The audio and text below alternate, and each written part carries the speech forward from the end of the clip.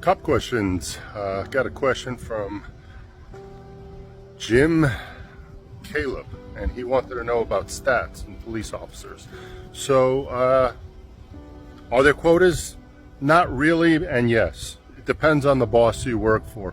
You might have a boss you work for that wants activity. He wants to see on your daily log sheet that you did this many traffic stops, you wrote this many tickets, you made this many arrests each week. So stats are very important. Maybe the sergeant believes in his heart, or maybe he's just kissing ass as some captain. He's trying to get a promotion, and that's the only reason. It's hard to tell. Me personally, and as a young guy, I did start out and did want to do a lot of stats. Hopefully, in a couple of years, the way I learned it, and I'm hoping other cops learn it, is instead of all these stats and writing tickets for petty things and making arrests for petty things, every time you do that, you take yourself away from what our real responsibility is, protecting persons and property, especially from violent crime. So if you're on a traffic stop, on some BS stop of a guy rolled through a stop sign, I don't mean blew through it, but just barely rolled, or you're on an arrest for something really minor, what happens when there's an active shooter and you're transporting a prisoner? What happens when you're tied up with paperwork? What happens you can't be there?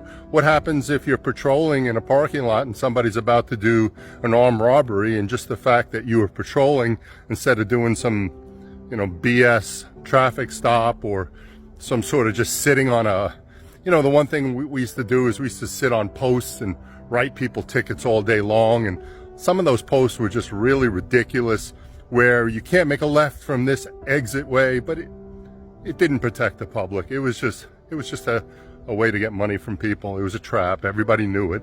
And that's just something I was against in police work, and I was vocal, and some people, dislike me being vocal about stuff like that.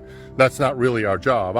My first job and priority is to make sure no one gets killed or harmed in a serious way.